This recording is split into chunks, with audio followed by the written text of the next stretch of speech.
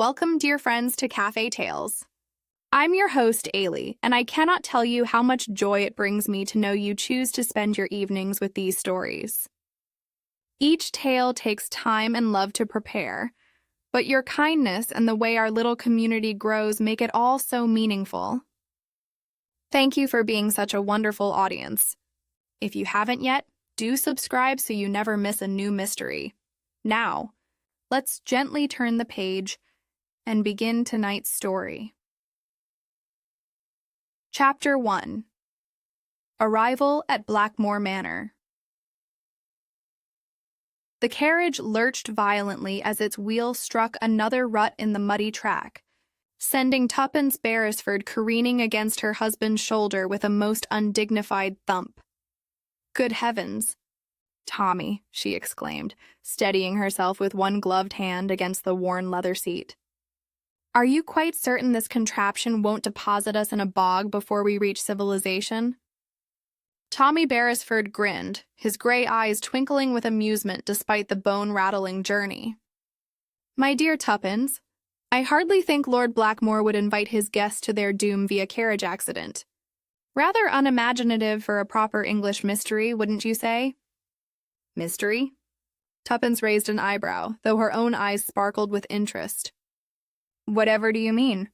"Oh, come now.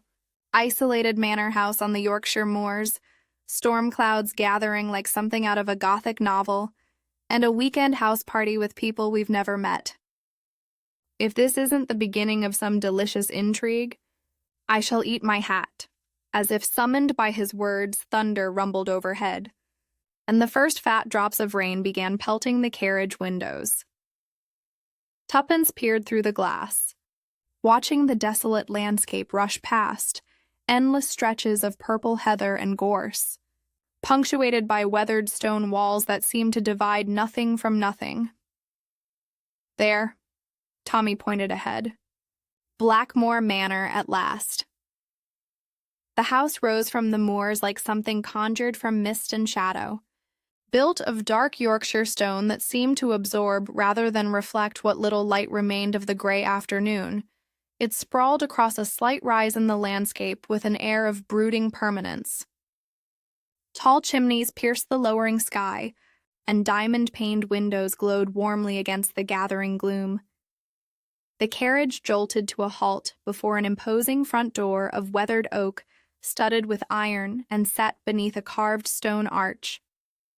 No sooner had the wheels ceased their rattling than the door swung open, revealing a tall, angular butler whose severe countenance suggested he found the very concept of guests somewhat distasteful.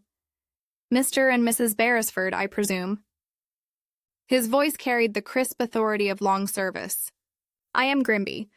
Lord and Lady Blackmore are expecting you."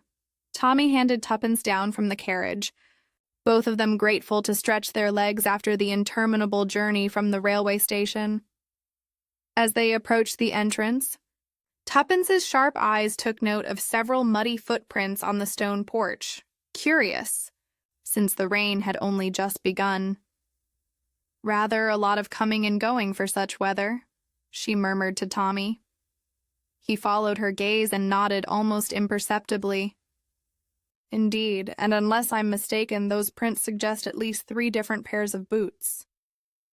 "Interesting welcoming committee." Grimby ushered them into a spacious entrance hall that managed to be both grand and somehow oppressive.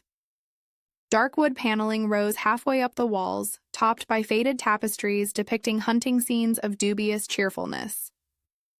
The air held a curious mixture of beeswax, wood smoke, and something else, a faint floral perfume that seemed oddly out of place in such masculine surroundings. "If I may take your coats." Grimby extended his hands with practiced efficiency. As Tommy shrugged out of his overcoat, his attention was caught by a slightly ajar window at the far end of the hall. Odd, given the deteriorating weather. Tuppence, meanwhile, had noticed an elaborate display cabinet positioned near the main staircase. Its glass doors were firmly locked, and the collection within, what appeared to be antique daggers and small ceremonial weapons, seemed incongruous with the rest of the hall's furnishings. Lord and Lady Blackmore are in the drawing room, Grimby announced, leading them toward a pair of heavy doors. They're most eager to welcome you. The drawing room proved more cheerful than the entrance hall, with a crackling fire casting dancing shadows across Persian rugs and comfortable, if somewhat shabby, furniture. Near the fireplace stood their hosts, Lord Blackmore, a man of perhaps 50, with prematurely white hair and kind but tired eyes, and Lady Blackmore, younger by some years, with a sort of brittle beauty that suggested nerves held carefully in check. Mr. and Mrs. Beresford, how delightful. You've arrived safely. Lady Blackmore came forward with outstretched hands, though Tuppence noted a slight tremor in her smile. I do hope the journey wasn't too dreadful. The weather has been simply ghastly all week. Not at all, Tommy replied gallantly, though privately he thought he'd rather face a German U-boat than another ride in that particular carriage. The moors are magnificent, even in such dramatic conditions. You're very kind, Lord Blackmore said, his voice carrying a faint Yorkshire accent. I fear we've rather thrown you in at the deep end, inviting you to join our little house party when you've only just returned from abroad. But Agatha, Lady Blackmore added, was so determined to meet the famous Mr. and Mrs. Beresford. Famous? Tuppence laughed. I hardly think solving a few puzzles qualifies us for fame. Nonsense, Lady Blackmore said, though her laugh seemed forced.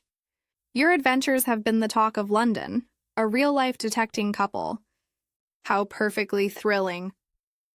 Before either Tommy or Tuppence could respond, the door opened to admit a middle-aged woman in housekeeper's attire. She was handsome in a severe way, with steel-gray hair pulled back in a tight bun, and eyes that missed nothing. Mrs. Pembroke, our housekeeper, Lord Blackmore said by way of introduction. She keeps us all in line, don't you, Mrs. Pembroke? Indeed, my lord. Her curtsy was respectful but brief.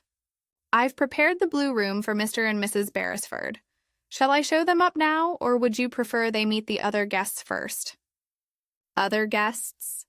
Tommy inquired politely. Oh, yes, Lady Blackmore said, and this time her smile seemed more genuine. We have quite a delightful little party gathered. Sir Julian Hartley arrived this morning. Such a charming man, though perhaps a trifle mysterious about his business affairs. And my cousin Eliza is here, Miss Fenwick, you know. She's been helping me catalog some of the family papers. Anyone else? Tuppence asked, settling into a chair near the fire. Captain Mortimer, a dear friend of my late father's, Lord Blackmore replied. A splendid fellow, though he has an unfortunate habit of watching everyone as if he expects them to make some tactical error. Army training, I suppose. And Mrs. Carrow from the village has joined us as well. She knows absolutely everyone for miles around and has the most entertaining stories. Don't forget Dr. Sharp, Lady Blackmore added. Such an interesting man. He's writing a history of the manor and the surrounding area, quite obsessed with local legends and such. As if summoned by their conversation, footsteps echoed in the hall, and a young man in footman's livery appeared at the door.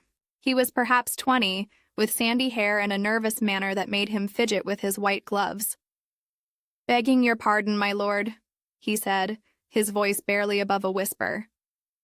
Mrs. Pembroke asked me to inquire about dinner arrangements. Thank you, William, Mrs. Pembroke said briskly.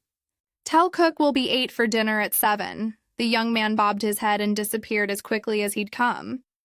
New to service, that one, Lord Blackmore explained apologetically. But Mrs. Pembroke assures me he's eager to learn. Tommy and Tuppence exchanged a glance. In their experience, nervous servants in country house parties often prove to be either innocent witnesses or guilty parties, rarely anything in between.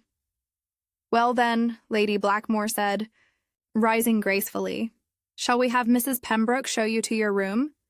You'll want to rest before dinner, and I'm sure you'd like to meet the other guests properly. As they followed the housekeeper up the grand staircase, Tuppence whispered to Tommy. Notice anything particular? Several things, he murmured back. The locked cabinet, that open window, and our hostess's nerves, for starters. Plus those muddy footprints and the curious perfume in the hall, Tuppence added. I do believe you were right about this weekend, my dear Tommy. How so? It's going to be anything but dull. Behind them, thunder crashed with renewed vigor, and the first real fury of the storm began its assault on Blackmore Manor. Chapter 2. Guests and Oddities. The Blue Room proved to be a comfortable chamber overlooking the moors. Its walls were hung with faded silk that might once have been a cheerful azure but had mellowed to the color of a winter sky. Tuppence stood at the tall windows, watching the storm lash the heather, while Tommy investigated the wardrobe with the thoroughness of a man who had learned never to trust appearances. Nothing unusual, he reported, closing the heavy oak doors. Though I must say the view from here would give one an excellent perspective of anyone approaching the manor or leaving it. Tuppence added thoughtfully, Tommy, did you notice how Lady Blackmore's hands trembled when she mentioned the other guests? Indeed, and Lord Blackmore seemed rather keen to explain away that nervous footman. In my experience, when hosts feel compelled to make excuses for their staff before anyone's complained, there's usually something worth investigating. A soft knock interrupted their conversation. Come in, Tuppence called. Mrs. Pembroke entered, carrying fresh towels, her severe expression unchanged. I trust the room meets with your approval. Perfectly, thank you, Tommy replied. We were just admiring the view. One can see for miles across the moors. When the weather permits? Yes. The housekeeper's tone was neutral. But Tuppence caught a flicker of something, concern, warning, in her eyes. Dinner will be served at 7 in the small dining room. The other guests will gather in the drawing room at 7 for sherry. How thoughtful, Tuppence said. We're looking forward to meeting everyone properly. Mrs. Pembroke paused at the door. A word of advice, if I may. The manor can be unsettling to those unfamiliar with its ways. I'd recommend staying to the main corridors after dark. Some of the older wings have floors that aren't entirely sound. After she left, Tommy raised an eyebrow. Helpful warning or subtle threat? With housekeepers, Tuppence mused, it's often difficult to tell. Shall we venture down to meet our fellow guests? I'm rather curious about this mysterious Sir Julian and the cousin whose cataloguing of family papers seems to hold such fascination. The drawing room had gained several occupants since their earlier visit. Lady Blackmore stood near the fireplace with a tall, distinguished gentleman whose expensive tailoring couldn't quite disguise a certain hardness around the eyes. This, Tommy surmised, must be the charming but secretive Sir Julian Hartley. In a corner chair sat a young woman of perhaps 25, unremarkable at first glance, with mousy brown hair and a quiet manner. She was bent over what appeared to be old documents, occasionally making notes in a leather-bound journal. Miss Eliza Fenwick, the cousin, no doubt. But it was the third newcomer who immediately commanded attention. Captain Mortimer stood with military bearing near the windows, his weathered face and piercing blue eyes giving him the appearance of a man accustomed to command. He observed the room with the systematic attention of someone conducting a reconnaissance. Ah, Mr. and Mrs. Beresford. Lady Blackmore's voice carried a note of relief. Do come and meet everyone. Sir Julian stepped forward with practiced charm. The famous detecting duo, I presume? Julian Hartley at your service. His handshake was firm, his smile perfectly calibrated. I must confess I was rather hoping we might have a peaceful country weekend, but perhaps a touch of mystery will prove entertaining. One can never tell what a weekend in the country might bring, Tommy replied pleasantly, noting how Sir Julian's eyes never quite met his directly. Captain Mortimer, the military man introduced himself with a slight bow to Tuppence. Delighted to make your acquaintance. I knew your husband's work during the war. Of course, by reputation only, but an impressive reputation nonetheless. How kind of you to say so, Tommy said, wondering exactly what reputation the captain might be referring to. And this is my cousin, Miss Fenwick, Lady Blackmore said, drawing the quiet young woman into their circle. Eliza, do put those dusty papers aside for a moment. Miss Fenwick looked up with startled eyes behind wire-rimmed spectacles. Oh, I do apologize. I become quite absorbed when working. Her voice was soft but held an underlying intelligence. I'm cataloging the family correspondence. Such fascinating glimpses into the manor's history. How interesting, Tuppence said. Have you discovered anything particularly intriguing? A brief glance passed between Miss Fenwick and Lady Blackmore before the younger woman replied, Oh, nothing dramatic. Just the usual family business. Births, deaths, financial matters. Though some of the older letters do mention rather curious local legends. Legends? Tommy's interest was piqued. Nonsense, really, Lady Blackmore said quickly. Local folklore about smugglers and hidden passages. You know how these old houses accumulate stories. Before anyone could pursue this tantalizing thread, the door burst open with energy that seemed to precede its source. A woman of middle years swept in, shaking raindrops from her dark cape and speaking before she'd fully entered the room. Agatha, darling, I'm dreadfully sorry to be late, but the storm is simply wicked. I nearly didn't make it up the lane at all. The newcomer's voice carried the confidence of someone accustomed to being the center of attention. Mrs. Carow, Lady Blackmore said, though her smile seemed strained. Everyone, this is Mrs. Adelaide Carow, our neighbor from the village. Mrs. Carow proved to be a handsome woman with sharp, intelligent eyes that immediately assessed each person in the room with the thoroughness of a naturalist studying specimens. Her gaze lingered particularly on Sir Julian, and Tuppence detected a flash of recognition. Or was it suspicion?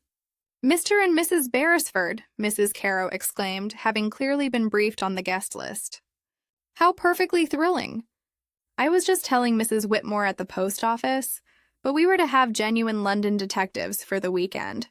She was positively green with envy. We're hardly... Tommy began, but Mrs. Carow had already moved on. And Sir Julian, I didn't expect to see you back in Yorkshire so soon. Business flourishing, I trust? Sir Julian's smile became, if possible, even more practiced. One must go where opportunity calls, dear lady. Indeed, one must, Mrs. Carow replied, her tone suggesting layers of meaning. I do hope your current opportunities prove more successful than your last venture in these parts. An uncomfortable silence fell over the group. Captain Mortimer cleared his throat diplomatically, while Miss Fenwick suddenly became fascinated with her papers again. Where is Dr. Sharp this evening? Lord Blackmore asked, clearly seeking to change the subject. I thought he'd arrived this afternoon. Oh, the dear man is quite beside himself with excitement, Mrs. Carow said, accepting a glass of cherry brandy from Grimby. He's discovered some new documents in the village church records and insisted on staying to copy them before the storm made travel impossible. He should arrive shortly, assuming the bridge over Thornfield Beck hasn't washed out. Dr. Sharp is writing a history of the area, Lady Blackmore explained to Tommy and Tuppence. He's particularly interested in the manor's role during the Civil War period. Fascinating, Tuppence murmured, though she was more interested in the subtle undercurrents in the room. Sir Julian had positioned himself where he could observe both entrances. Captain Mortimer continued his systematic surveillance of everyone present, and Miss Fenwick kept glancing nervously at the family papers, as if concerned someone might read them. I do hope the weather doesn't prevent Dr. Sharp from joining us, Miss Fenwick said suddenly. He was most eager to examine some of the documents I've been cataloging. Which documents in particular? Mrs. Carow asked with sharp interest. Oh, nothing specific, Miss Fenwick replied. but a heightened color suggested otherwise. Just general correspondence from the 17th century. At that moment, young William appeared at the drawing-room entrance, looking even more nervous than before. He caught Mrs. Pembroke's eye and made a small gesture toward the hall. "Excuse me," Mrs. Pembroke murmured and stepped outside. Through the partially opened door, they could hear urgent whispered conversation, though the words were indistinct. Sir Julian used the distraction to move closer to Miss Fenwick's chair, ostensibly to examine her documents. "Remarkable penmanship in those old letters," he observed casually. "I don't suppose any mention business dealings with London merchants?" Miss Fenwick clutched the papers to her chest. "I couldn't say. I haven't read them all thoroughly." Mrs. Carow laughed, a sound with little humor in it. "My dear Sir Julian, surely your business interests don't extend to 17th century trade routes?" "One never knows where historical research might lead," he replied smoothly. But Tommy noticed his jaw tighten slightly. Captain Mortimer had moved to the window and was studying the storm-lashed landscape with professional interest. Remarkable how isolated one becomes in weather like this. No way in or out until the storm passes. "Rather like being marooned," Tuppence agreed, wondering if the comment was entirely innocent. Mrs. Pembroke returned, her expression carefully neutral. "Dr. Sharp has sent word that he'll be delayed until tomorrow morning. The bridge is indeed impossible." "Oh, what a shame," Miss Fenwick said, though she seemed more relieved than disappointed. Lord Blackmore consulted his pocket watch. "Well then, shall we proceed to dinner? I'm sure Cook has prepared something special despite the reduced party." As they filed toward the dining room, Tommy fell into step beside Tuppence. "Observations," he murmured. "Several," she whispered back. "Sir Julian is definitely not here for the Yorkshire air. Mrs. Carow knows more about his business than she's letting on, and Miss Fenwick is guarding those family papers like state secrets. And Captain Mortimer is watching us all as if he expects someone to make a break for the moors," Tommy added. "I do believe this weekend promises to be quite educational." Thunder crashed overhead as if in agreement, and the lights flickered ominously throughout the manor. Chapter 3. A Cryptic Message. The small dining room proved infinitely more intimate than its grand counterpart, with warm paneled walls and a table that encouraged conversation rather than formal silence. Candlelight danced across polished silver and crystal, creating an atmosphere that might have been cozy were it not for the undercurrents of tension that seemed to flow beneath every pleasantry. Tommy found himself seated between Mrs. Carow and Miss Fenwick, while Tuppence had been placed across from him, flanked by Sir Julian and Captain Mortimer. Lord and Lady Blackmore presided from either end of the table, their attempts at gracious hosting somewhat undermined by their hostess's tendency to start at every rumble of thunder. "Splendid soup, Lady Blackmore," Sir Julian remarked, though Tommy noticed he had barely touched the mulligatawny. "Your cook is to be commended." "Mrs. Fletcher has been with us for 15 years, Lady Blackmore replied, her voice carrying a note of pride that seemed more genuine than her earlier social pleasantries. "She came from Lord Peaton's household when he passed away." "Ah, yes, poor Peaton," Mrs. Carow said, seizing the opening with evident relish. "Such a tragic end to that family line, though I suppose there were whispers about financial difficulties even before his sudden death." Miss Fenwick shifted uncomfortably in her chair. "Perhaps we shouldn't speak ill of the departed." "My dear girl, acknowledging facts is hardly speaking ill," Mrs. Carow replied briskly. "Besides, it's ancient history now. The estate was sold to cover debts, wasn't it, Sir Julian? I seem to recall your name being mentioned in connection with the purchase." Sir Julian's fork paused halfway to his mouth. "I occasionally invest in property ventures." "Yes," Mrs. Carow agreed, "though I hardly see how that concerns anyone at this table." "Of course not," Mrs. Carrow replied with a smile that didn't reach her eyes. I merely find it curious how certain names appear in connection with various opportunities throughout Yorkshire. Captain Mortimer cleared his throat diplomatically. Perhaps we might discuss more pleasant topics. The storm, for instance, appears to be intensifying. As if summoned by his words, a particularly violent gust of wind rattled the windows, and somewhere in the house a door slammed with considerable force. Lady Blackmore jumped so violently that she knocked over her water glass. "Oh, how clumsy of me," she exclaimed, dabbing frantically at the spreading puddle with her napkin. "Not to worry at all," Tommy said kindly, helping to mop up the water. "Old houses do tend to protest when the weather turns dramatic."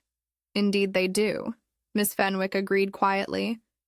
"I've been reading accounts of previous storms in the family correspondence.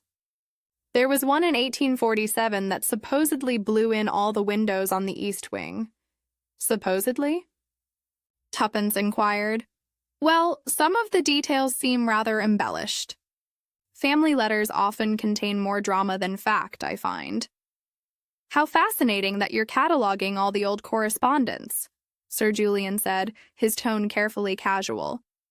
"I don't suppose you've come across anything relating to business dealings, old contracts, perhaps, or financial agreements?" Miss Fenwick's color heightened. "I'm primarily focused on domestic correspondence, letters between family members, that sort of thing." "Of course," Julian murmured, though his eyes remained thoughtful. It was at this moment that Grimby appeared at Lord Blackmore's elbow, carrying a silver salver upon which rested a single sealed envelope. The butler's expression, if possible, seemed even more severe than usual. "Begging your pardon, my lord, but this was just delivered." "Delivered? In this weather?" Lord Blackmore looked surprised. "Who on earth?" "The messenger didn't give his name, my lord. Young lad soaked through." He handed this to William at the kitchen door and disappeared back into the storm before anyone could question him properly. Lord Blackmore took the envelope with evident puzzlement. It was of ordinary paper, addressed simply to Lord Blackmore, Blackmore Manor, in a spidery hand that seemed to have been written with some haste. The wax seal bore no distinguishing marks. "How very odd," he murmured, turning it over in his hands. "Well, aren't you going to open it, Charles?" Lady Blackmore asked, though her voice carried a note of apprehension. "I suppose I must." Lord Blackmore broke the seal and unfolded what appeared to be a single sheet of paper. As he read, his expression grew increasingly grave. "Charles?" Lady Blackmore's voice was barely above a whisper. "What is it?" For a moment, Lord Blackmore seemed unable to speak. Then, with obvious reluctance, he cleared his throat and read aloud, "Beware the storm and secrets that walk among you. What was hidden shall be revealed, and what was thought safe shall be questioned. The past has many eyes, and some debts can never be forgotten." Silence fell over the table like a heavy blanket. The only sounds were the crackling of the fire and the relentless assault of rain against the windows. Mrs. Carrow was the first to break the quiet, letting out a nervous laugh. "Well, how perfectly melodramatic. Someone clearly has too much time on their hands and has been reading too many sensation novels." "A prank?" "Surely," Sir Julian agreed, though Tommy noticed his knuckles were white where they gripped his wineglass. "Some village lad with an overactive imagination. But who would venture out in such weather merely to deliver a piece of nonsense?" Captain Mortimer asked practically. "And how would a village boy know who would be dining here tonight?" Miss Fenwick had gone quite pale. "The handwriting," she whispered. "It looks almost familiar." "Familiar how?" Tuppence asked gently. "I'm not certain. Perhaps from one of the old letters I've been cataloguing." "But that's impossible." "Surely." Tommy had been studying Lord Blackmore's face during this exchange. "Might I examine the envelope?" he asked politely. "Of course." Lord Blackmore handed it over readily enough, though his hands trembled slightly. Tommy turned the envelope over in his hands, noting the quality of the paper, the style of the handwriting, and the faint smudge of what might have been mud near the seal. "The ink is fresh," he observed. "Written within the last few hours, I'd say. And the paper, while ordinary, is of good quality. Not the sort of village prankster would typically use." "What are you suggesting?" Lady Blackmore asked faintly.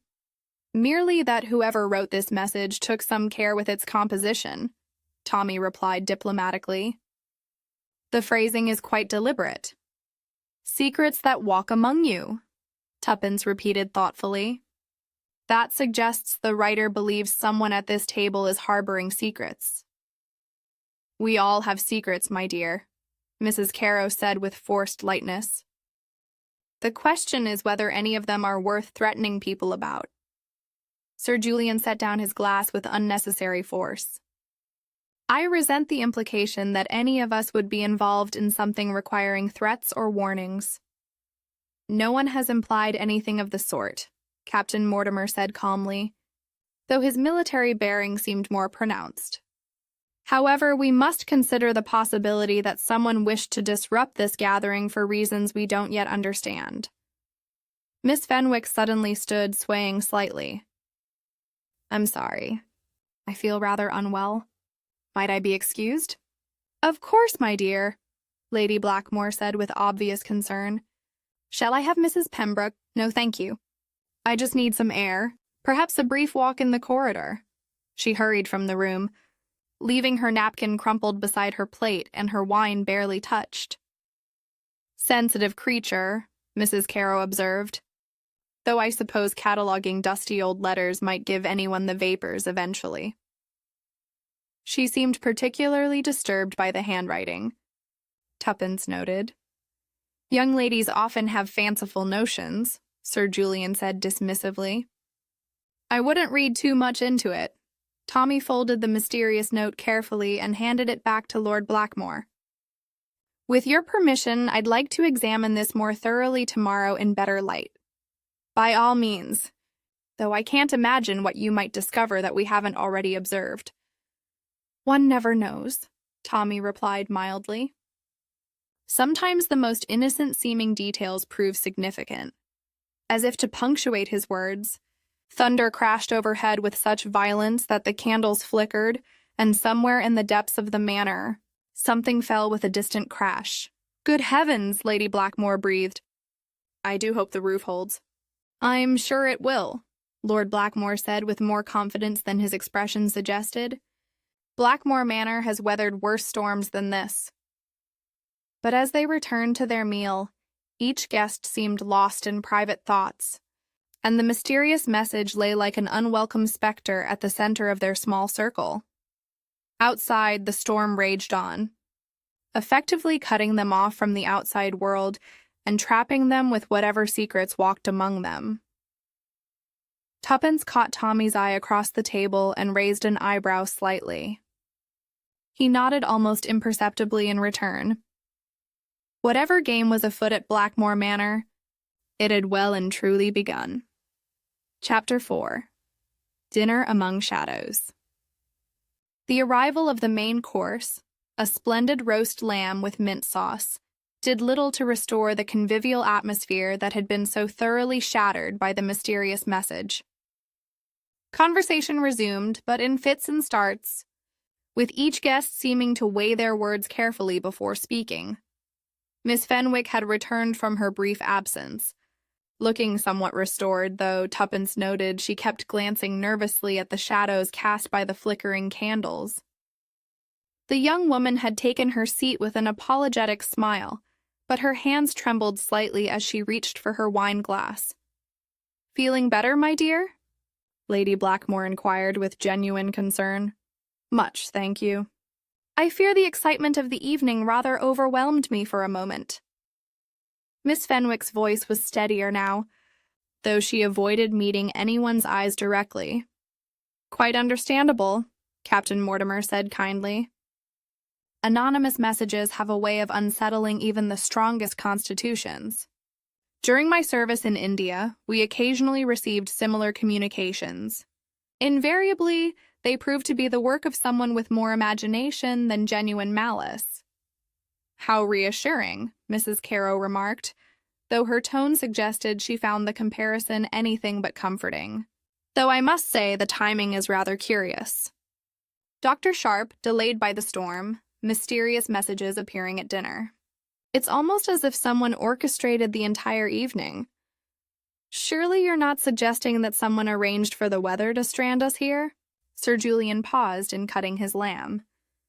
Of course not, Mrs. Caro replied with a laugh that held little humor. But one might wonder if certain parties knew the storm was approaching and chose their moment accordingly. Certain parties? Lord Blackmore's voice carried a note of confusion.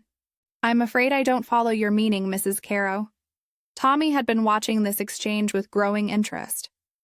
There was clearly more to the relationships among these guests than appeared on the surface. Have you had similar disruptions during previous gatherings? He asked diplomatically. Never, Lady Blackmore said quickly. We've entertained at Blackmore Manor for years without incident. Haven't we, Charles? Indeed, Lord Blackmore agreed, though he seemed troubled. This is most unusual. It was at this moment that Grimby appeared at Lady Blackmore's side with a fresh bottle of wine. As he reached across to refill her glass, his elbow caught the edge of Miss Fenwick's water tumbler, sending it crashing to the floor in a shower of crystal fragments. Oh, how clumsy of me! Miss Fenwick exclaimed, half rising from her chair. I must have placed it too near the edge.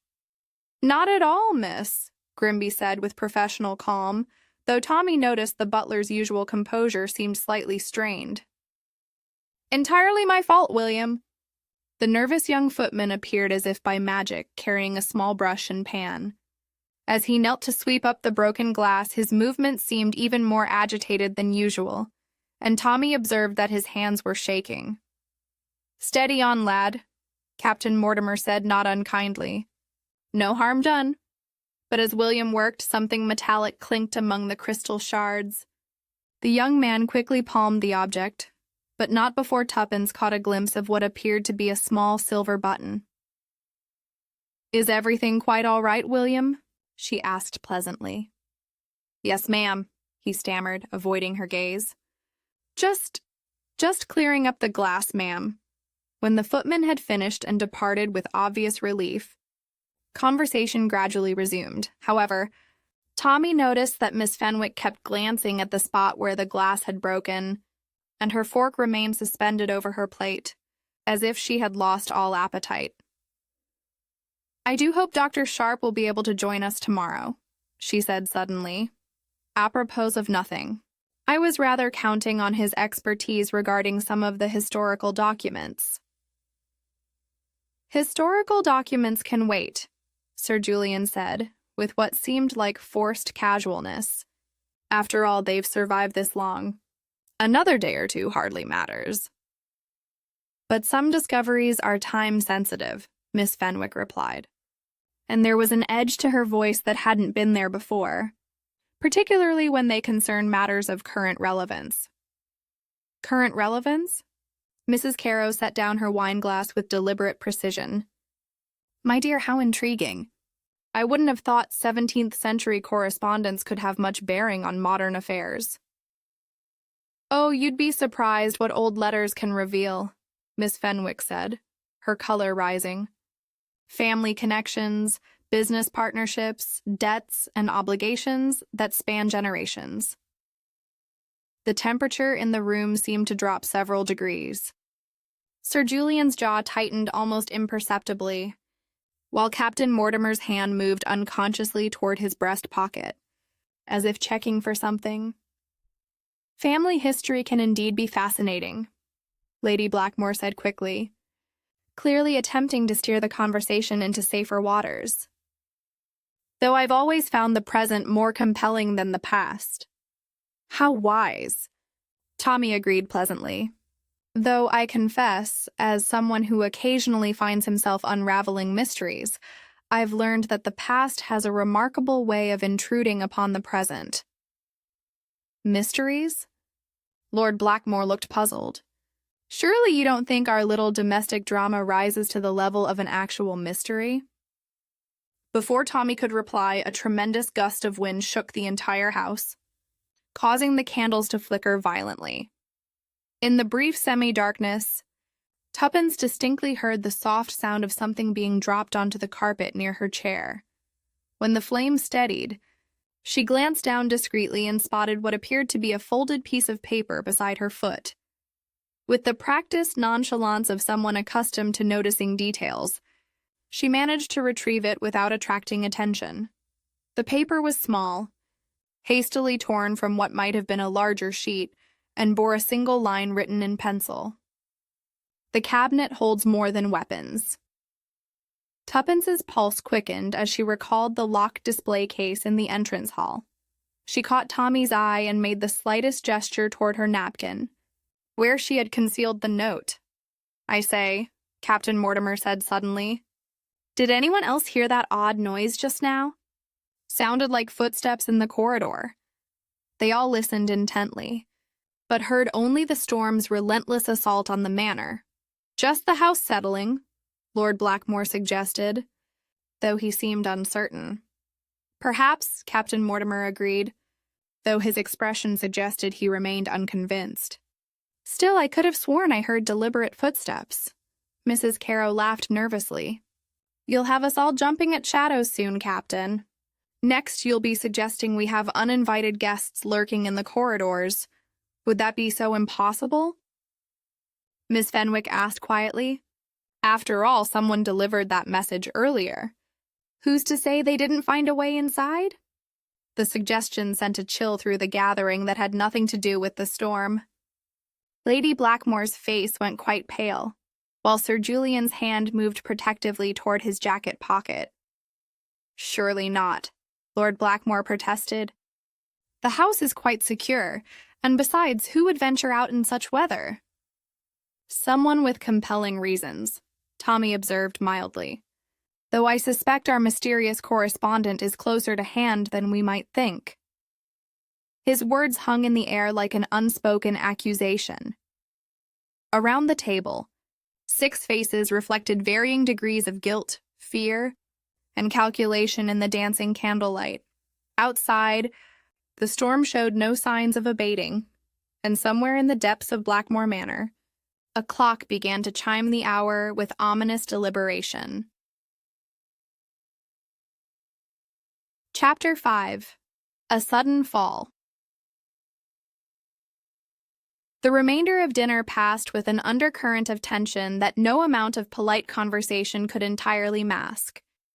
When Lady Blackmore finally suggested they adjourn to the drawing-room for coffee, the relief around the table was palpable. "What a splendid idea," Mrs. Carrow declared with forced enthusiasm, "though I confess, after such a substantial meal I could do with a breath of fresh air." "Fresh air?" Captain Mortimer looked incredulous. "In this weather? Well, perhaps not quite fresh air," she amended with a nervous laugh.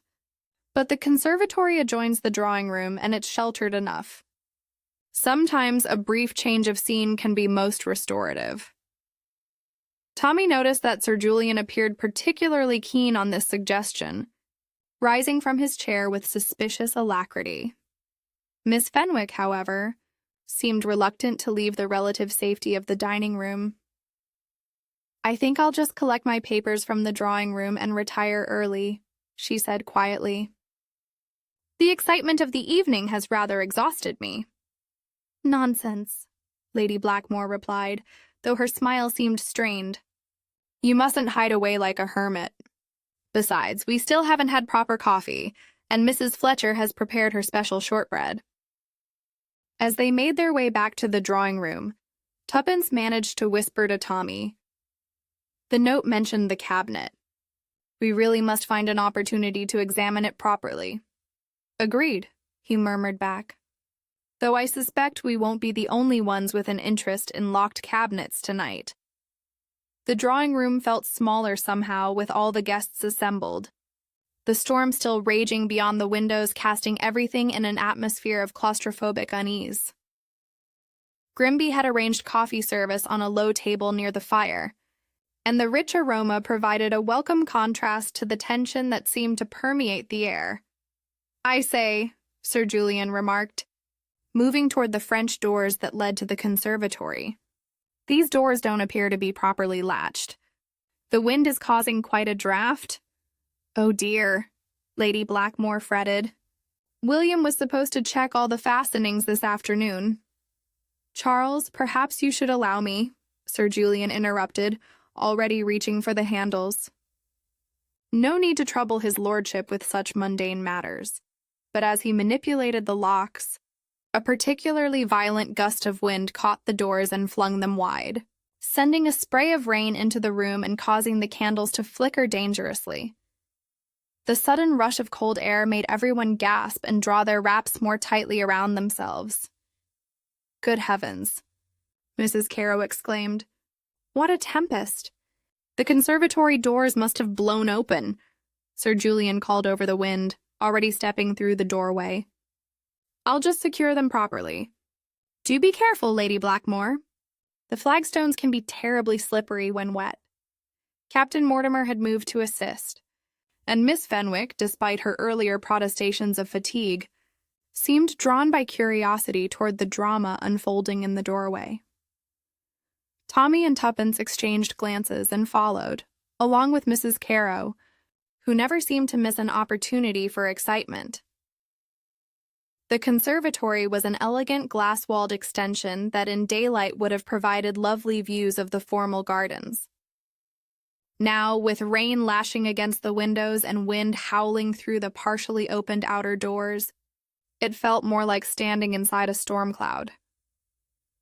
Sir Julian was struggling with the exterior doors, trying to force them closed against the wind while Captain Mortimer held one of the interior doors to prevent it from slamming.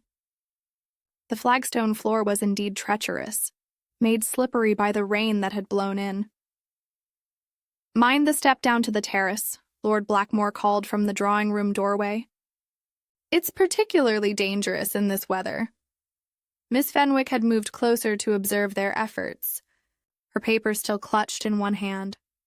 "Perhaps I could help," she offered, though she seemed uncertain what assistance she might provide. "Best stay back, miss," Captain Mortimer advised. "These doors are putting up quite a fight." It was at that precise moment that disaster struck. A tremendous gust of wind, stronger than any that had come before, caught the exterior doors and wrenched them from Sir Julian's grasp. The force of it sent him staggering backward, just as Miss Fenwick stepped forward to offer assistance. The collision was inevitable. Sir Julian, off balance and unable to see behind him, struck Miss Fenwick with considerable force. She let out a startled cry, her papers scattering like leaves in the wind, and stumbled backward toward the shallow steps that led down to the terrace level. For a moment that seemed to stretch into eternity, she teetered on the edge, arms windmilling frantically for balance. Then, with a sickening thud, she fell backward onto the stone steps, her head striking the flagstones with an audible crack. The scream that followed, high, piercing and full of genuine terror, came not from Miss Fenwick, who lay ominously still, but from Lady Blackmore, who had witnessed the entire sequence of events from the drawing-room doorway. "Eliza!" she shrieked, rushing forward despite the treacherous conditions. "Oh God, Eliza." Chaos erupted. Mrs. Carow began wailing about accidents and storms while Lord Blackmore shouted for Grimby to fetch blankets and send for the doctor. Captain Mortimer, with admirable presence of mind, immediately knelt beside the fallen woman to assess her condition. "Is she—" Sir Julian began, his face pale with shock. "Unconscious but breathing," Captain Mortimer reported tersely. "We need to get her inside immediately. The rain is soaking through her clothes." Tommy was already moving, helping the captain to lift Miss Fenwick as gently as possible. "Tuppence, gather those papers before they're completely ruined," he called over the wind. Tuppence quickly collected the scattered documents, noting even in the chaos that some appeared to be genuine historical letters, while others looked more recent. One sheet in particular caught her attention. It bore what looked like a rough sketch or map, but the rain had already begun to blur the ink.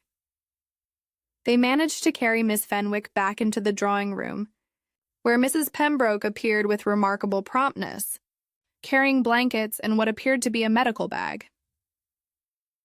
"I sent William for Dr. Meadows from the village," she announced efficiently. "Though with the bridge washed out, I doubt he can reach us tonight." As they settled the unconscious woman on the sofa nearest the fire, Tommy caught sight of something that made him pause. Miss Fenwick's reticule had fallen open during her fall, and partially visible among its contents was what appeared to be a small brass key. "We should check for serious injuries," Captain Mortimer was saying. "Head wounds can be deceptive." But even as they worked to make Miss Fenwick comfortable, Tommy noticed that the scattered papers had revealed something interesting. Mixed among the historical family correspondence were several documents that looked distinctly modern, and one, partially visible beneath a genuine 17th century letter, bore a letterhead that made his eyebrows rise. "Tuppence," he murmured quietly. "I think we need to examine those papers rather carefully." She nodded, understanding immediately. Whatever game was being played at Blackmore Manor, Miss Fenwick had been far more involved than her quiet demeanor had suggested, and now, as she lay unconscious on the sofa with the storm still raging outside, the evening's mysteries had taken a decidedly more serious turn. Chapter 6. Secrets in the Library. Miss Fenwick remained unconscious for the better part of an hour, during which time the assembled guests maintained an uneasy vigil in the drawing room. Mrs. Pembroke had taken charge with admirable efficiency, checking the young woman's pulse at regular intervals and adjusting the blankets with practiced care. "I do wish Dr. Meadows could get through," Lady Blackmore fretted for perhaps the 12th time. "Head injuries can be so unpredictable." "She's breathing normally, and her color is improving," Captain Mortimer observed with the calm of someone who had dealt with battlefield casualties. "I suspect she'll wake naturally when she's ready."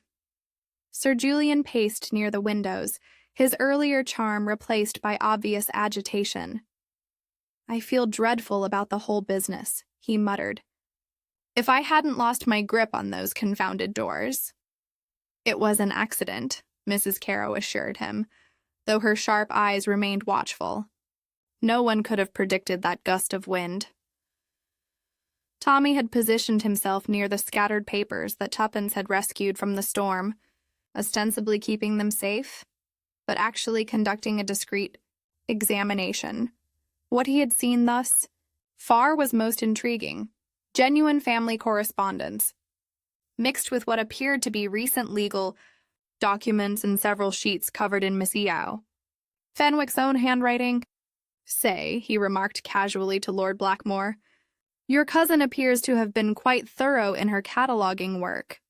Some of these documents look surprisingly recent for a historical archive." Lord Blackmore glanced over with mild interest. "Oh, Eliza was examining everything in the family papers.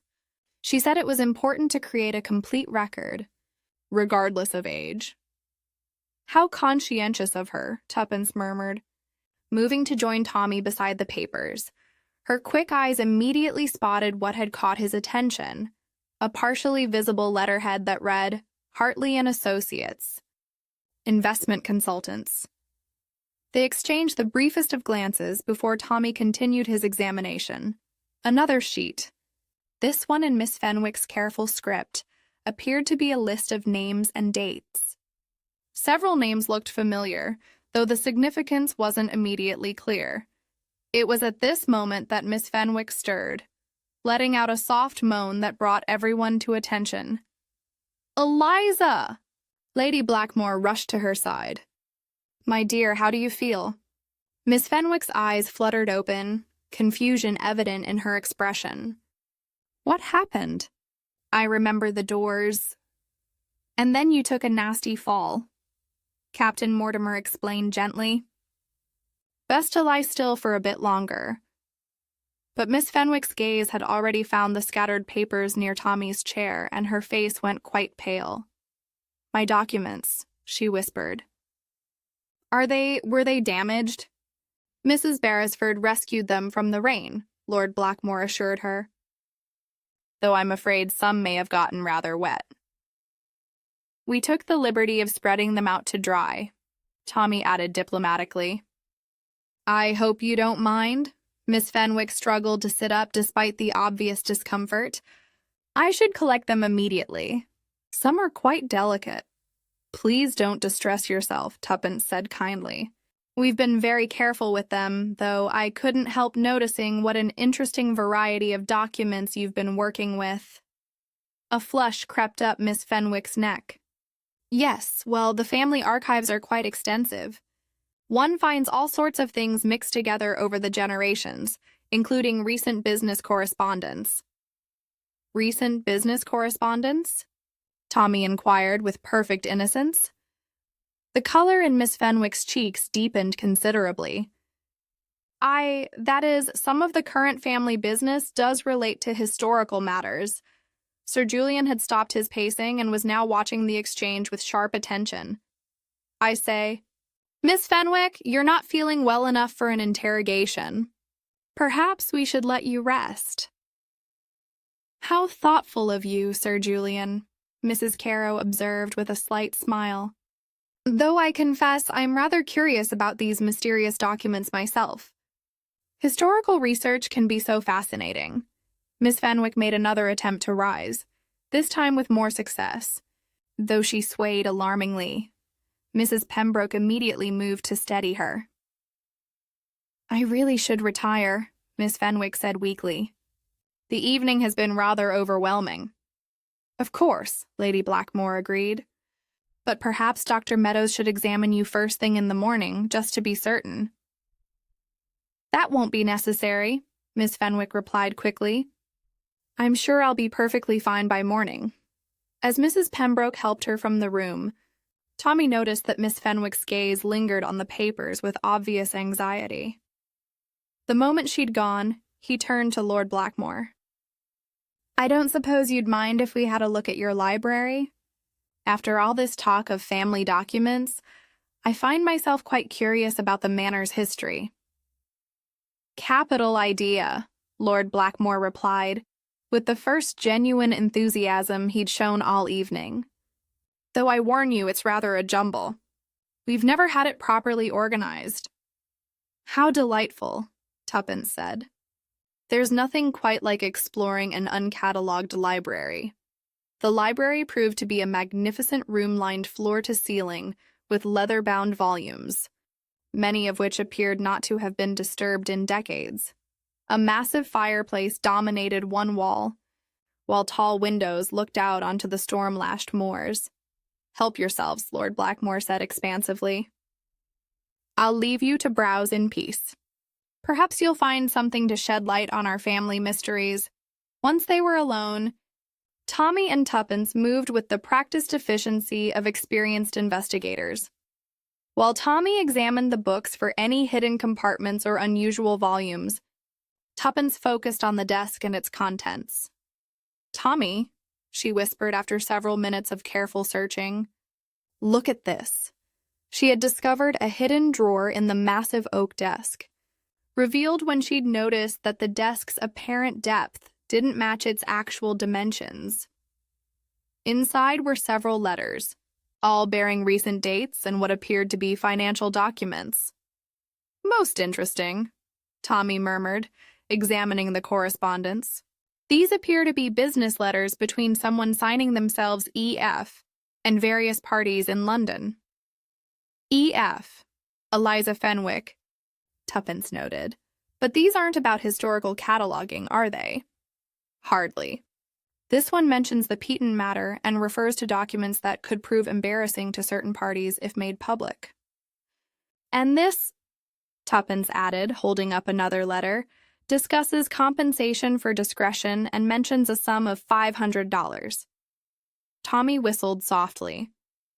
It would seem our quiet little cousin has been conducting some business of her own. They continued their search, discovering more hidden papers behind a loose panel in the bookcase. These included what appeared to be copies of legal documents, several bearing the letterhead of various Yorkshire law firms, and a partially burned note that had clearly been rescued from a fire. "Can you make out what it says?" Tuppence asked, squinting at the damaged paper. "Something about the manor and rightful ownership," Tommy replied. "And there's a reference to proving the validity of something, but the rest is too damaged to read." "Proving the validity of what, I wonder?" "Perhaps this will help," Tommy said, producing a small brass key from behind a row of books. "It looks remarkably similar to the one we glimpsed in Miss Fenwick's reticule." "The matching key? How curious. What do you suppose it opens?" "I have a theory about that," Tommy replied with a grin. "Remember that note you received at dinner? The cabinet holds more than weapons. The locked display case in the entrance hall." "Of course," Tuppence breathed. "But we'll need to be careful. If Miss Fenwick has been conducting secret business involving the manor, there may be others with an interest in whatever that cabinet contains." "Indeed. And given the events of this evening, I suspect we're not the only ones who will be conducting nocturnal investigations." As if summoned by his words, the sound of footsteps echoed in the corridor outside. Tommy quickly pocketed the key while Tuppence gathered the papers they discovered. "We should return to our room," she whispered. "But first thing tomorrow, we examine that cabinet." "Agreed. Though I suspect tomorrow may bring revelations that will cast this entire evening in a very different light." They slipped from the library just as the footsteps passed by, noting with interest that whoever had been prowling the corridors had been moving with considerable stealth. Back in their room, as they prepared for bed, Tuppence remarked thoughtfully, "You know, Tommy, I'm beginning to suspect that Miss Fenwick's fall wasn't entirely accidental." "How so?" "Well, consider this sequence of events. A cryptic message warns of secrets walking among us. Miss Fenwick becomes agitated about historical documents that prove not to be entirely historical. And then she conveniently falls unconscious just as questions begin to be asked. You think she staged her own accident? I think someone wanted those papers scattered and examined. The question is whether that someone was Miss Fenwick herself or someone else entirely." Outside their window, the storm continued its relentless assault on Blackmore Manor, but within its walls, human storms were brewing that promised to be far more dangerous than any weather. Chapter 7. Clues on the Moors. Dawn broke gray and sullen over Blackmore Manor, though the ferocious storm of the previous evening had finally exhausted itself. Tommy stood at their bedroom window, watching wisps of mist rise from the sodden moors, while Tuppence finished dressing behind him. "The rain stopped at last," he observed. "Perfect opportunity for a morning constitutional, wouldn't you say?" "Indeed," Tuppence replied, pinning her hat at a practical angle. "Amazing how one's appetite for fresh air increases when there are outdoor clues to be examined." They made their way downstairs to find the entrance hall empty, save for young William, who was attempting to mop up puddles near the front door with the nervous efficiency that seemed to characterize all his movements. "Good morning." "William," Tommy said pleasantly. "Rather a wild night, wasn't it?" "Yes, sir," the footman replied without looking up. "Terrible storm, sir. Water got in everywhere." "I don't suppose you noticed anything unusual during the night? Sounds, perhaps, or movements about the house?" William's mop stilled for just a moment. "No, sir. That is just the storm, sir. Makes all sorts of noises." "A storm does?" Tuppence caught Tommy's eye and raised an eyebrow slightly. William was clearly lying, but pressing him now would likely yield nothing but increased anxiety. "We thought we'd take a turn about the grounds," she announced brightly. "Get some air after yesterday's excitement." "Be careful of the paths, ma'am," William warned, his relief at the change of subject evident. "Proper muddy they'll be after all that rain." Indeed, as they stepped outside, the evidence of the storm's fury was everywhere. Branches lay scattered across the drive.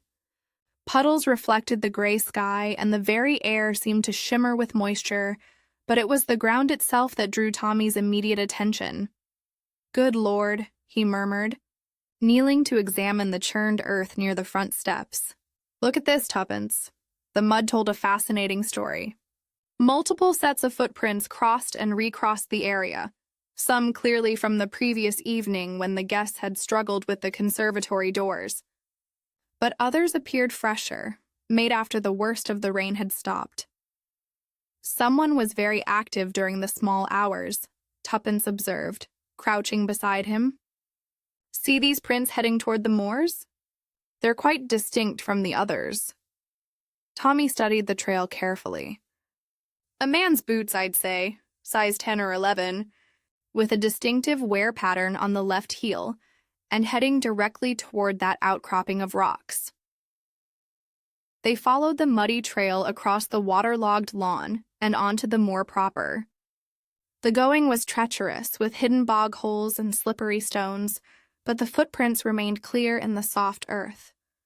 "Whoever made these was in quite a hurry," Tuppence noted as they picked their way carefully between tussocks of heather. "And perhaps very concerned about reaching their destination quickly," Tommy suggested. "The question is, what could be so urgent as to drive someone out into such weather?" Their answer came as they approached the rocky outcropping.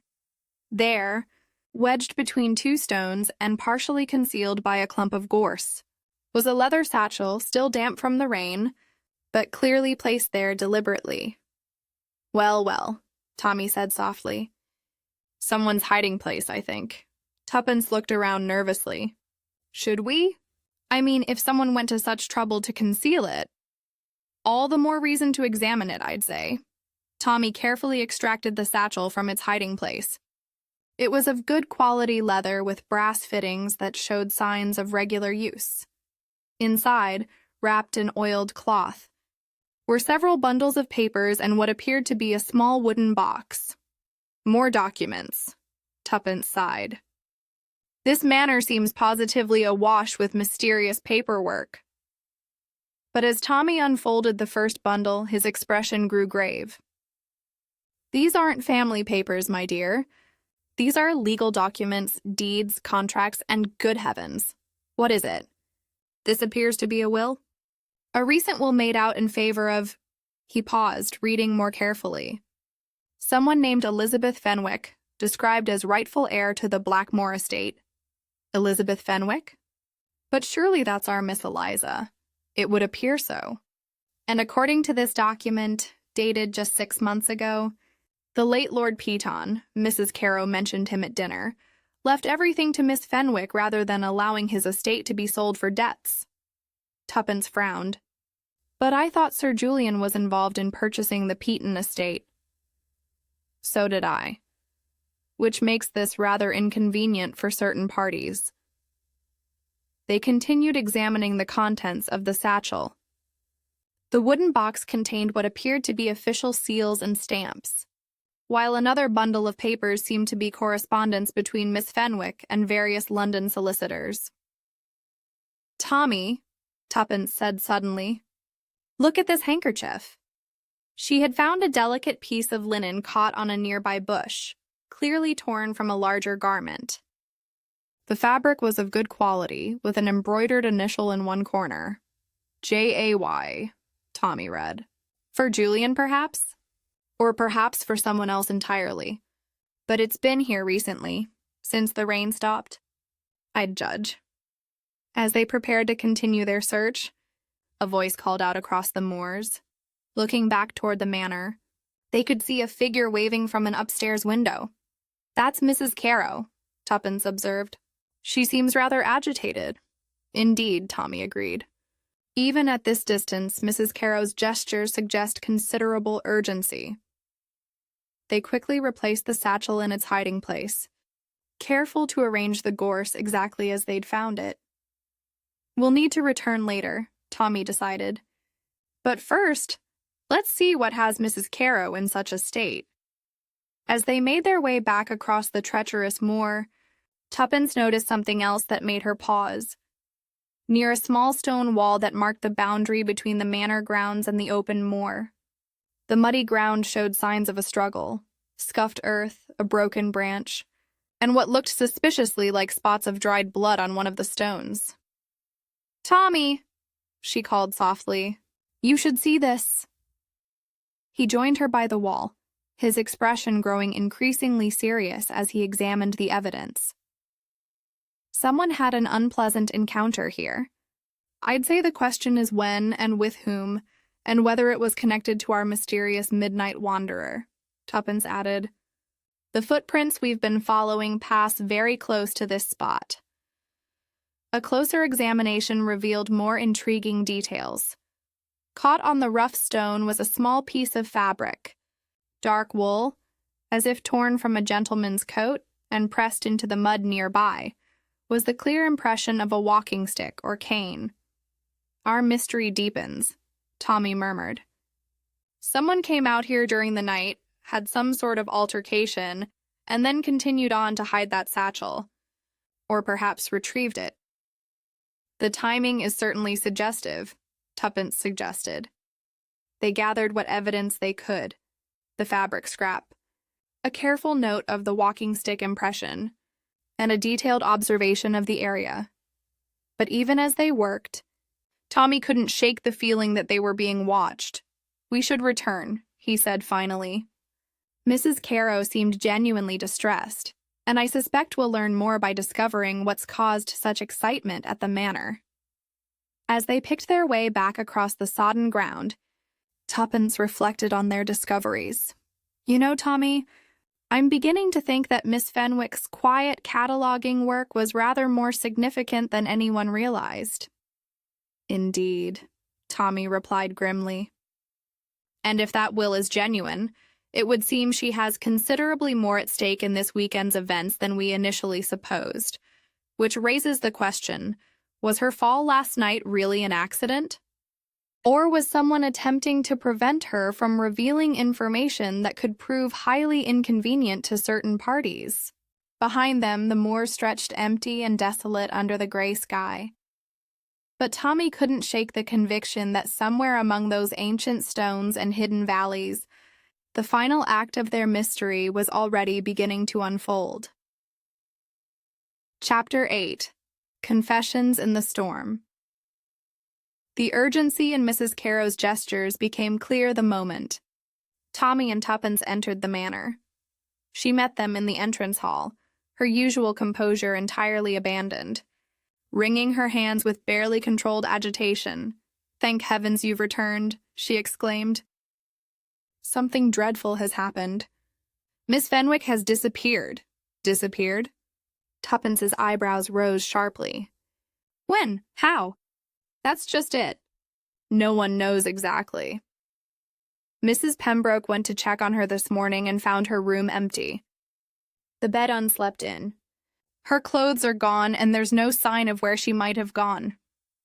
Tommy exchanged a meaningful glance with Tuppence. Their discovery on the moor suddenly took on a much more sinister cast. "Has anyone searched the grounds?" he asked. "Lord Blackmore and Captain Mortimer are doing so now, though in this weather." Mrs. Caro shuddered. Sir Julian offered to help, but he seemed rather distracted. Distracted how? Well, he kept asking odd questions about what Miss Fenwick might have taken with her, and whether anyone had examined her papers. Most peculiar behavior, if you ask me. Before Tommy could respond, the sound of voices in the corridor announced the return of the search party. Lord Blackmore appeared first, his clothes muddy and his expression grim, followed by Captain Mortimer, who looked every inch the military man despite the civilian clothes. "Any luck?" Mrs. Caro asked hopefully. "None at all," Lord Blackmore replied heavily. "It's as if she simply vanished into thin air. Though we did find something rather disturbing near the old shepherd's hut." "What sort of something?" Tommy inquired with studied casualness. Captain Mortimer pulled a torn piece of fabric from his pocket. This was caught on a bramble bush about half a mile north of the manor. It appears to match the dress Miss Fenwick was wearing last evening. Tuppence examined the fabric carefully. It was indeed from a woman's garment, and the fine quality suggested it belonged to someone of Miss Fenwick's social standing rather than a servant. "There's more," Captain Mortimer continued grimly. "Signs of a struggle near the hut itself. Disturbed ground, broken branches. Someone or several someones had quite an altercation there. You think Miss Fenwick was taken?" Mrs. Carrow's voice dropped to a whisper.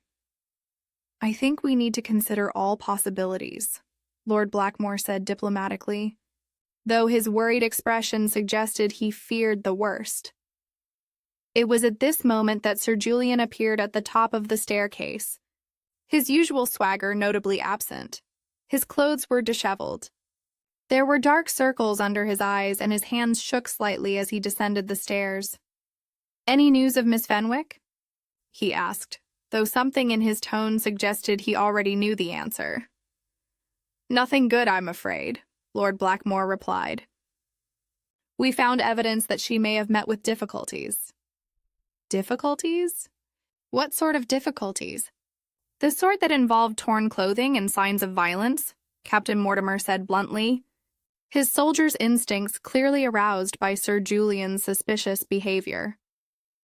"Good God," Sir Julian muttered, sinking into the nearest chair. "This is all going wrong. Everything's going completely wrong." "What's going wrong, Sir Julian?" Tommy asked quietly. "Perhaps it's time you told us exactly why you're really here." For a long moment, Sir Julian stared at his hands, seeming to wrestle with some internal decision. Finally, he looked up with the expression of a man who had reached the end of his resources. "You're right, of course. I haven't been entirely honest about my reasons for accepting Lady Blackmore's invitation." "We rather suspected as much," Tuppence observed dryly. "The truth is, I came here because of Miss Fenwick, or rather, because of certain documents she claimed to possess." "What sort of documents?" Lord Blackmore asked, though his tone suggested he was beginning to suspect the answer. "Documents relating to the Peaton estate. You see, 6 months ago, I purchased that property from the estate's creditors, believing it to be a legitimate transaction. But recently, Miss Fenwick contacted me with claims that the sale was invalid." "Invalid? How?" Captain Mortimer's military precision extended to his questioning. "She alleged that Lord Peaton had made a new will just before his death, leaving everything to her as his natural daughter. If true, it would mean my purchase was worthless and I would be liable for substantial damages." Mrs. Carrow gasped. "Eliza is Peaton's daughter? But that's impossible. She's been living with relatives in London for years." "Apparently not," Sir Julian said miserably. "According to the document she showed me, Peaton acknowledged her privately several years ago and made financial provision for her education and upkeep. The new will was supposedly his way of making amends for years of secrecy. You've seen this will?" "Copies of it?" "Yes, along with correspondence between Miss Fenwick and various London solicitors. She claimed to have the originals hidden somewhere safe." "And you believed her claims were genuine?" Sir Julian laughed bitterly. "That's the devil of it. I wasn't certain. The documents looked authentic enough, but something about the whole business didn't sit right. Miss Fenwick seemed nervous, almost frightened, and she kept insisting that other parties were also interested in suppressing the truth." "Other parties?" "She wouldn't say specifically, but she hinted that someone else had been pressuring her to remain silent about her inheritance. Someone who had a great deal to lose if her claims were proven valid." Tuppence and Tommy exchanged glances. The satchel they discovered on the moors suddenly made perfect sense. "So you came here to what? Negotiate with her directly?" Captain Mortimer asked. "I hope to examine the original documents and perhaps reach some sort of arrangement." "If her claims were valid, I was prepared to settle the matter quietly. But if they were fraudulent... Sir Julian spread his hands helplessly. I've invested everything I have in that property. If I lose it, I'm ruined. And now Miss Fenwick has disappeared along with her evidence, Lord Blackmore observed grimly. Which is why I'm terrified that whoever was pressuring her has taken more drastic action, Sir Julian said. I may not be a saint, but I'm not a murderer. If something has happened to that girl because of this business... His voice trailed off, but the implication hung heavy in the air. Mrs. Caro had been listening to this exchange with growing amazement. You mean to say that quiet little Eliza was blackmailing people? Not blackmailing, Sir Julian corrected quickly. At least not in the traditional sense. She genuinely seemed to believe her claims were valid, but she was definitely using the threat of public exposure to force negotiations. The question now, Tommy said thoughtfully, is whether Miss Fenwick has fled of her own accord, or whether someone has ensured her permanent silence. There's another possibility, Tuppence added quietly. What if Miss Fenwick orchestrated her own disappearance to make her claim seem more credible? A threatened heiress generates more sympathy than a mere claimant? The suggestion sent a chill through the assembled group. Outside, clouds were gathering again, and the first drops of a new storm began pattering against the windows. Whatever the truth, Captain Mortimer said grimly, we need to find her quickly. If she's genuinely in danger, every moment counts. But even as he spoke, Tommy couldn't shake the feeling that they were already too late and that Miss Fenwick's disappearance was only the beginning of the revelations that would emerge before this gray morning was through.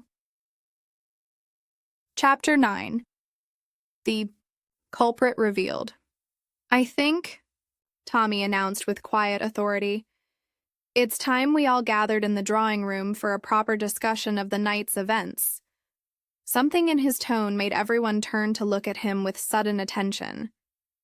Even Mrs. Caro, rarely at a loss for words, seemed to sense that a moment of significance had arrived. You've discovered something? Tuppence observed, reading the familiar signs in her husband's expression. Several things. Actually, Tommy replied, and I believe it's time to shed some light on the rather elaborate charade that's been played out at Blackmore Manor. They assembled in the drawing room with the solemnity of a tribunal.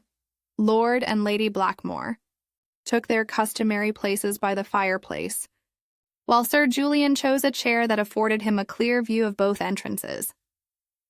Captain Mortimer positioned himself with military precision near the windows, and Mrs. Caro settled herself where she could observe everyone's reactions. Mrs. Pembroke appeared as if summoned, taking a discreet position near the door, while young William hovered nervously in the corridor beyond. First, Tommy began, settling into the chair that commanded the best view of the assembled company, let me address the matter of Miss Fenwick's disappearance. I'm pleased to report that she is not in fact missing. What? Sir Julian half rose from his chair. But we searched... You searched the grounds, Tommy interrupted gently. Yes, but you didn't search the manor itself thoroughly enough. Miss Fenwick has been hiding in the old servants' quarters since before dawn. A collective gasp arose from the gathering, but before anyone could voice their questions, Tommy continued. The question is not where she is, but why she felt the need to stage such an elaborate disappearance.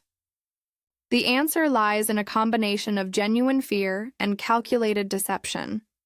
Lady Blackmore leaned forward anxiously. Fear of what? Fear of exposure, I'm afraid. You see, Miss Fenwick's claims about the Patten inheritance are quite genuine, but not in the way she led Sir Julian to believe. Tommy paused, allowing the significance of this to register. She is indeed Lord Peaton's daughter, and there was indeed a recent will leaving her the estate. But the will was not hidden because of family scandal or illegitimate birth. Then why? Captain Mortimer asked. Because the original will, the one that allowed the estate to be sold to pay debts, was forged. Miss Fenwick discovered This when she was cataloging family papers and found correspondence between certain parties discussing the fabrication of documents. Sir Julian's face had gone quite pale. You're saying I purchased the property illegally? Not knowingly, perhaps. But yes, the sale was fraudulent. The genuine will does indeed leave everything to Miss Fenwick, and has done so for over 2 years. But who would forge such documents? Mrs. Carrow asked, and why? Tommy turned his attention to Mrs. Pembroke, who had been standing motionless by the door throughout this exchange. I think Mrs. Pembroke can answer that question. The housekeeper's severe expression didn't change, but her knuckles whitened where she gripped her hands together. Mrs. Pembroke was Lord Peaton's housekeeper for many years before coming to Blackmore Manor. She was also privy to his private affairs, including his decision to acknowledge Miss Fenwick as his heir. That proves nothing, Mrs. Pembroke said quietly. Perhaps not by itself, Tommy conceded, but combined with your access to the manor's letterhead, your knowledge of legal procedures from years of managing household affairs, and your obvious distress when Miss Fenwick began her cataloging work. Tommy shrugged eloquently. You forged the original will? Lord Blackmore sounded incredulous. She had help, Tuppence interjected smoothly. All eyes turned to follow her gaze, which had settled on Captain Mortimer. Captain Mortimer has excellent penmanship. I noticed it when he signed the guest register yesterday. He also has extensive experience with military paperwork and legal documents. And most tellingly, he has a walking stick with a distinctive brass head that matches the impression we found on the moors this morning. Captain Mortimer straightened with military bearing, but his face had taken on a resigned expression. How did you know? He asked quietly. Several things gave you away, Tommy replied. Your immediate concern about footsteps in the corridor last night suggested you were monitoring movement in the house. Your systematic observation of all the guests indicated professional surveillance rather than casual interest. And your knowledge of Miss Fenwick's condition after her fall was remarkably detailed for someone without medical training. But why? Lady Blackmore asked, clearly struggling to understand. Why would you both conspire to defraud an estate? Mrs. Pembroke finally spoke, her voice heavy with years of suppressed resentment. Because Lord Peaton promised us both positions in his new household when he acknowledged Miss Fenwick, generous pensions, comfortable retirement. Then he died suddenly, and we discovered he'd left everything to a girl who barely knew him, while his loyal servants faced dismissal and poverty. So you forged a will, leaving the estate to creditors instead, ensuring it would be sold and the proceeds distributed according to the old will, which included provisions for longtime servants, Tuppence concluded. Captain Mortimer nodded grimly. It seemed like justice at the time. We'd served faithfully for decades, while Miss Fenwick had enjoyed a comfortable life in London at his expense. But Miss Fenwick discovered the deception when she began examining the family papers here, Tommy continued. She found correspondence between you both discussing the plan, didn't she? Hidden in the library, Mrs. Pembroke admitted. We thought we'd destroyed everything, but some letters remained. So she confronted you, and you realized your comfortable positions here at Blackmore Manor were threatened by exposure. We tried to reason with her, Captain Mortimer said, offered to share our savings if she'd remain quiet. But she refused, because she genuinely believed she deserved her inheritance, Sir Julian observed with bitter irony. The mysterious message at dinner was your attempt to frighten her into silence, Tuppence added. And when that failed, you decided more drastic action was necessary. We never intended to hurt her, Mrs. Pembroke said desperately. We only meant to hide the evidence until we could think of another solution. But Miss Fenwick suspected your intentions and fled to the old servants' quarters, Tommy concluded, staging her own disappearance to force the truth into the open. At this moment, the drawing-room door opened to admit Miss Fenwick herself, looking pale but determined. She was followed by young William, who had evidently been dispatched to fetch her. "I heard voices," she said quietly. "I thought it might be safe to emerge." "Quite safe," Tommy assured her. "Though I suspect you'll want to contact your solicitors immediately regarding your inheritance." Miss Fenwick looked around the room at the assembled faces, some sympathetic, some hostile, all reflecting the complex emotions of the morning's revelations. "I never wanted to hurt anyone," she said softly. "I only wanted what was rightfully mine." "And now you shall have it," Tommy replied kindly. "Though I suspect Sir Julian will require considerable assistance in sorting out the legal complications." Sir Julian managed a rueful smile. "Indeed. Though I suppose justice has been served, even if my finances haven't." Outside, the storm clouds were finally beginning to break, and the first rays of genuine sunlight began to penetrate the gloom that had shrouded Blackmore Manor since their arrival. Chapter 10. Calm after the tempest. The afternoon sun streamed through the drawing-room windows with a particular brilliance that follows a violent storm, casting everything in sharp relief and banishing the shadows that had seemed so ominous only hours before. The assembled company had dispersed to deal with the practical consequences of the morning's revelations, leaving Tommy and Tuppence alone with their hosts. Mrs. Pembroke and Captain Mortimer had been quietly escorted to the village by Grimby, who had accepted the morning's extraordinary events with the unflappable demeanor that distinguished truly superior butlers. They would face the local magistrate and ultimately the consequences of their misguided attempt at justice. "I still can hardly believe it," Lady Blackmore said, settling into her favorite chair with the air of someone who had aged considerably in the space of a few hours. Mrs. Pembroke seemed so reliable, so moral. "Desperation can drive even moral people to extraordinary lengths," Tuppence observed gently, though I suspect she genuinely believed she was righting a wrong rather than committing one. Lord Blackmore stood by the windows, gazing out at the moors that sparkled now with puddles reflecting the clear sky. The irony is that if they'd simply spoken to Miss Fenwick directly, they might have reached some accommodation. "She doesn't strike me as vindictive." "Indeed not," Tommy agreed. "In fact, I suspect she would have been quite generous to longtime servants who had shown loyalty to her father. It was the deception that she couldn't tolerate." Miss Fenwick herself had departed for London an hour earlier, accompanied by Sir Julian, who had gallantly offered to help her navigate the legal complications of reclaiming her inheritance.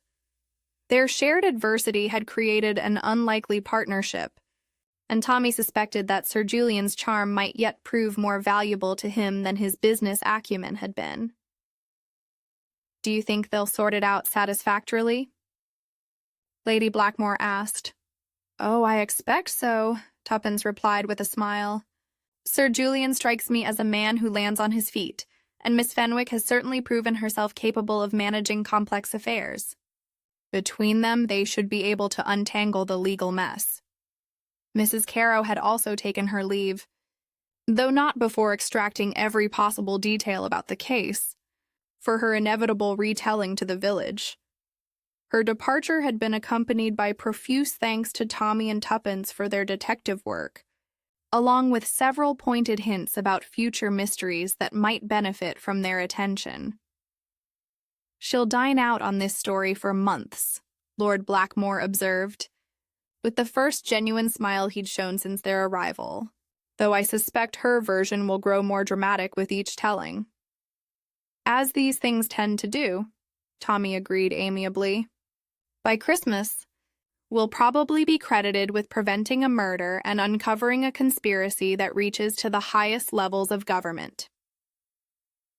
Young William had proven to be the most resilient of the dramatis personae, accepting the extraordinary events with the philosophical attitude of youth. His nervousness, it transpired, had been entirely due to his awareness that something was amiss in the household, though he'd been too inexperienced to identify exactly what troubled him. "I do hope you'll consider staying another night," Lady Blackmore said hopefully. After all the excitement, it would be pleasant to have a quiet evening with congenial company. "How kind of you," Tuppence replied.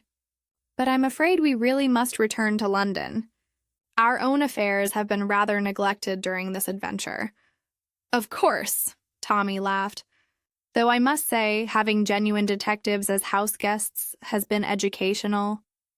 "I'm not sure we can claim to be genuine detectives," Tuppence said. "We simply have a talent for noticing things that don't quite fit." "A valuable talent indeed," Lord Blackmore observed. "I shudder to think how this business might have ended without your intervention." Miss Fenwick might have remained in hiding indefinitely, while Mrs. Pembroke and Captain Mortimer grew increasingly desperate. "The truth has a way of emerging eventually," Tuppence said philosophically. "We merely helped it along a bit." As they prepared for their departure, Tommy found himself reflecting on the curious way human nature revealed itself under pressure. Mrs. Pembroke's rigid adherence to duty had warped into a willingness to commit fraud when she felt that duty had been betrayed. Captain Mortimer's military precision had been turned to deception when his sense of justice was offended. Even Miss Fenwick's quiet manner had concealed both genuine terror and considerable determination. "You're looking thoughtful," Tuppence observed as they made their way upstairs to collect their belongings. "I was thinking about the complexities of human motivation," he replied. "How people can convince themselves that wrong actions serve right purposes, and how the smallest lies can grow into the most elaborate deceptions. That forged will was meant to be a simple solution to an immediate problem," she added. "But it created a web of complications that nearly destroyed several lives." Their packing was quickly accomplished. They had learned to travel light during their various adventures. As Tommy closed their suitcase, he noticed Tuppence examining the brass key they discovered in the library. "We never did open that locked cabinet," she observed. "Would you like to satisfy your curiosity before we leave?" "I think I would, actually. After all, the mysterious note did suggest it contained more than weapons." They made their way downstairs to find the entrance hall empty, save for the afternoon sunlight streaming through the tall windows. The locked display cabinet stood exactly as they'd first seen it, its contents glinting behind the glass. The brass key fitted perfectly, and the cabinet doors swung open with a satisfying click. Inside, among the collection of antique daggers and ceremonial weapons, were several small velvet bags and what appeared to be important documents. "Family jewelry, by the look of it," Tuppence observed, examining one of the bags. "And these documents appear to be insurance policies and such." "Nothing particularly mysterious, after all," Tommy agreed. "Though I suppose Mrs. Pembroke might have been concerned that Miss Fenwick would discover additional evidence of her father's intentions regarding his estate, or perhaps the mysterious note was simply meant to create general confusion and distrust," Tuppence suggested, replacing the items carefully. "When people start suspecting everyone and everything, it becomes harder to focus on the real deceptions." As they prepared to lock the cabinet again, Lord Blackmore appeared in the entrance hall. "Satisfying your curiosity?" he asked with amusement. "Guilty as charged," Tommy admitted. "Though I'm pleased to report that your family treasures are exactly what they appear to be." A relief, I'm sure, after this weekend's revelations. I'd half expected to discover that the family silver was counterfeit, and the portraits were hiding secret documents. Their carriage arrived punctually, and their farewells were warm, despite the brevity of their acquaintance. As they settled into their seats and began the journey back to the railway station, Tuppence gazed back at Blackmore Manor, now peaceful in the afternoon light. "You know," she said thoughtfully, I rather suspect this won't be our last mystery. What makes you say that? Call it intuition. We seem to have a talent for finding ourselves in the midst of curious situations. Tommy smiled, settling back against the worn leather seats. Well, if we do encounter another mystery, at least we've learned that the most obvious explanations are often wrong, and the quietest people sometimes have the most to hide, and that storms, while dramatic, are rarely as dangerous as the human tempests that rage beneath the surface of polite society. As their carriage rattled away across the now peaceful moors, Blackmore Manor stood serene in the distance, its windows reflecting the clear sky like benevolent eyes. The mystery that had shadowed its halls was resolved, but somewhere in the vast landscape of human nature, Tommy and Tuppence both knew other puzzles were waiting to challenge their wit and test their understanding of the curious ways in which truth and deception intertwine.